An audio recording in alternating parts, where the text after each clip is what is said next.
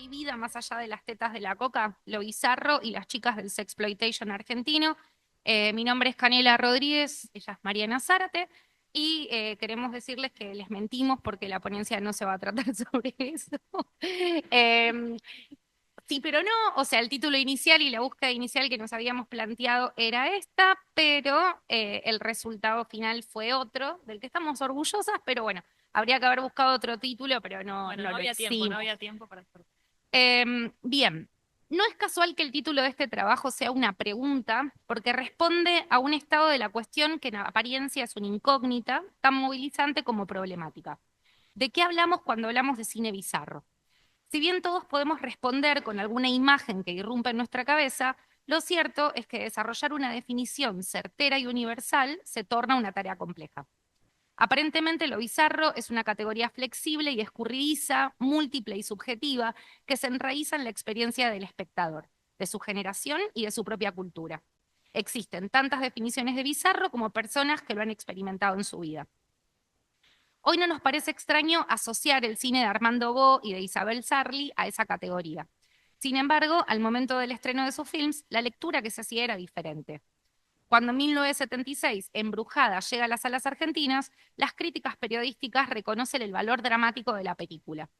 Tal es el caso de la reseña de Daniel López en el diario La Opinión que dice: la secuencia final, con el rostro y los brazos de Isabel ensangrentados y toda ella presa de la locura, mientras la banda sonora deja oír el llanto del bebé, aunque magnífica en sí misma, tiene reminiscencias de la película de Roman Polanski, El bebé de Rosemary. Bastante diferente a lo que se toma hoy por hoy. Entonces, las diferentes lecturas que se hicieron de la película en diferentes momentos de la historia no afectaron la calidad del trabajo de Bo y de Sarli, eso no lo vamos a negar. Incluso el paso del tiempo parece haber hecho justicia con una filmografía que en principio era difícil de clasificar, pero que cuenta con una certeza absoluta y que es que no le resulta indiferente a nadie que se acerque a ella.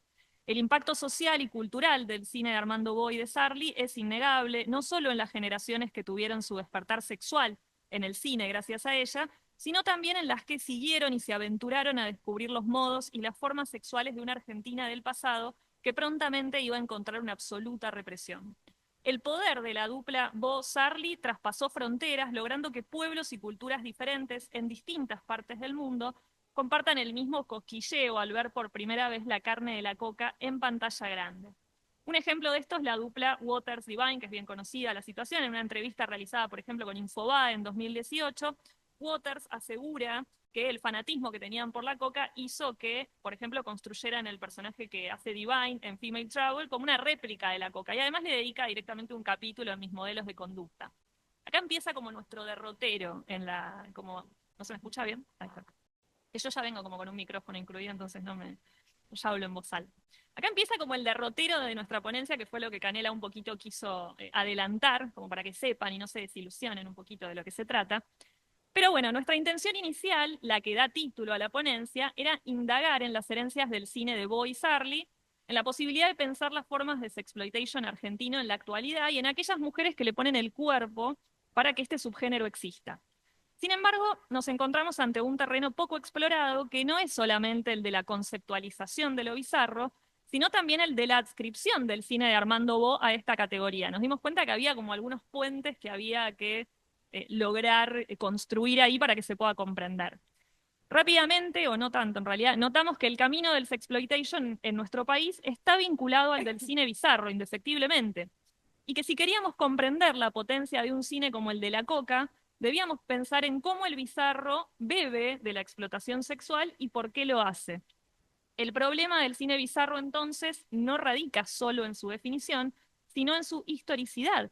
¿Cuándo una película se vuelve bizarra? Y además, ¿quién dice, quién decide que una película se vuelve bizarra?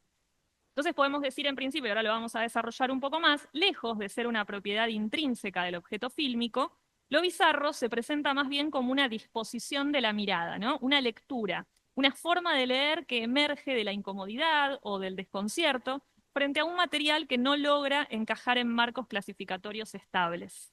Bien, y ahí se desvió todo el objetivo inicial y nos propusimos, bueno, generemos para nosotras una definición de bizarro que nos sirva a futuro, o sí, Sí. a futuro, pensar si el cine de la coca efectivamente se adscribe a esa categoría y si hay una herencia de ese concepto de bizarro que podríamos localizar en sus películas.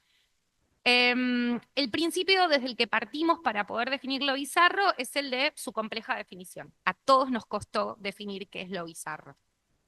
El poder de lo bizarro es la incomodidad, su indefinición, la imposibilidad de clasificarlo.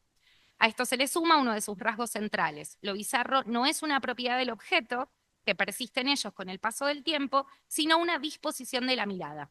De ahí que una producción que no fue considerada bizarra al momento de su estreno pueda ser considerada bizarra hoy. En tanto categoría que abraza múltiples y disímiles propuestas, lo bizarro se escurre de toda categorización clásica en términos de género o estilo. Es la etiqueta que reúne lo inclasificable, lo incómodo y lo imposible de universalizar. Si aceptamos que lo bizarro es ante todo una disposición de la mirada, debemos comprenderlo como una sensación propia de quien mira, similar a la extrañeza, la respuesta física e intelectual ante la complejidad del objeto analizado.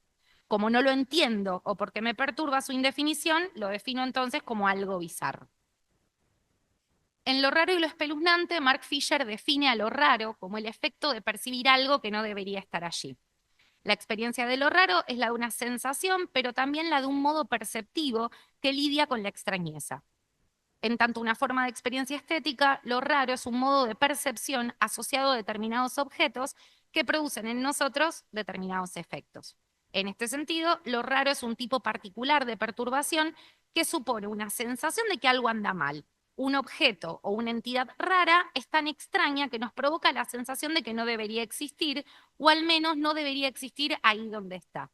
Sin embargo, existe. Y es por eso que lo que queda en evidencia es que quizá lo que no es válido, lo que no debe estar ahí, son las categorías que usamos para aprender el mundo. Lo que Fisher elabora para comprender la experiencia de lo raro es fácilmente equiparable a la experiencia de lo bizarro. Ambos remiten a lo experiencial, a una sensación del espectador ante un objeto que esquiva los protocolos genéricos tradicionales, pero sobre todo a la idea de que lo raro y también lo bizarro se presenta bajo la lógica del collage, al constituirse por la unión de dos o más cosas que no deberían estar juntas. Su planteo teórico se convierte en el eje central desde el cual elegimos comprender la experiencia de lo bizarro. Este concepto, que habla de una experiencia difícil de categorizar, se da ante la sensación de lo raro. Lo bizarro en el cine argentino podría pensarse como ese habitáculo donde depositamos todo aquello que las categorías tradicionales de género no terminan de digerir. En ese sentido, se vuelve una especie de categoría basural, un cajón desastre de lo inclasificable, lo disruptivo o lo demasiado otro para ser pensado dentro de los márgenes. Bien, entonces en esta misma línea, la etiqueta de cine bizarro no describe tanto una intención autoral como una recepción cultural. Esto nos va a permitir pensar en figuras como Sarli, no como bizarras en sí mismas, sino como productos de un recorte histórico que reinterpreta su imagen desde un presente que goza de ese extrañamiento que acaba de explicar Cannon. La Coca no era bizarra, se la volvió bizarra, hay que pensarlo de esa manera. Y ahora, con este recorrido hecho, ya sí nos podemos aventurar a pensar si existe una idea de una especie de herederas mutantes del sexploitation argento. Y esta mirada también abre la puerta a explorar esas herencias precisamente, y podemos preguntarnos qué queda del sexploitation argentino hoy, más allá del ícono, la Coca, ¿no? En la escena under del cine argentino contemporáneo van a aparecer rastros evidentes de esta genealogía, aunque muchas veces sin conciencia explícita de pertenencia. Eso no sucede. Productoras como Gorevisión, por ejemplo, en su cruce entre el gore, la comedia y el trash, han hecho de figuras como Julieta Grimaldo o Ruth Gómez, que aparecen en Los Superbonaerenses o en Star Wars Goretech, de cuerpos recurrentes de ese imaginario, ¿no? Mujeres que se desnudan, que son filmadas con cierto descaro, que son objeto de deseo siempre observadas desde una óptica intensamente marcadas por los tropos del sexploitation. Georgina Zanardi, por otro lado, también directora, entre muchas otras películas, del puterío de los horrores, es una de las realizadoras contemporáneas que encuentra cierta forma de expresión en elementos visuales y narrativos que son heredados del sexploitation. Si bien hay que hacer una salvedad, y es que su obra no puede catalogarse estrictamente dentro del subgénero, creemos que tampoco ese es su horizonte, no es su deseo, no es lo que ella quiere mostrar. Lo cierto es que activa en sus películas una serie de tropos que remiten a ese universo. En Zanardi, también tenemos que decir, el sexo no funciona como un anzuelo para el deseo masculino, sino que funciona como elemento disidente, provocador, se trabaja como grotesco, hasta como paródico por momentos. Vamos a decir que utiliza a las chicas del sexploitation como sujetos activos de ese caos narrativo que le cuesta tan poquito a ella armar. Sin embargo, si tuviéramos que acotarnos al título de esta atropellada ponencia, podríamos decir que no estamos hablando de un sexploitation genuino en el sentido industrial o programático del término. No hay una búsqueda consciente de explotar lo sexual como eje central de la narrativa. No estamos encontrando en este corte de tiempo un cine que se dedique a explotar el elemento sexual, eso queremos que quede claro también, sino que más bien estamos pensándolo como una deriva, ¿no? Un coqueteo con esos lenguajes que se integran al universo bizarro como signos flotantes de una época reinterpretada. Entonces la teta, el látigo, el neón, la femme fatale improvisada, todos ellos son restos, residuos icónicos que aparecen de modo lateral. Los elementos del sexploitation entonces van a aparecer hoy como parte de esas categorías no digeribles, no clasificables o llamémosle también indómitas, con las que los argentinos disfrutamos de estar incómodos. Lo que quisimos hacer con esta ponencia, con la inconsciencia necesaria también para meternos en esta empresa, fue reabrir el archivo desde otro lugar. Uno que no niega la incomodidad, sino que más bien la abraza como método y que se anima a mirar más allá de las tetas de la coca para pensar todo lo que su imagen sigue habilitando hoy. Y tanto es lo que habilita que terminó por convertirse en un punto de partida para pensar una categoría estética sistemáticamente relegada por el pensamiento académico. Y lo último que queremos decir es gracias Bo y gracias Coca, porque es la que habilitó todo esto. Así que gracias por habernos escuchado.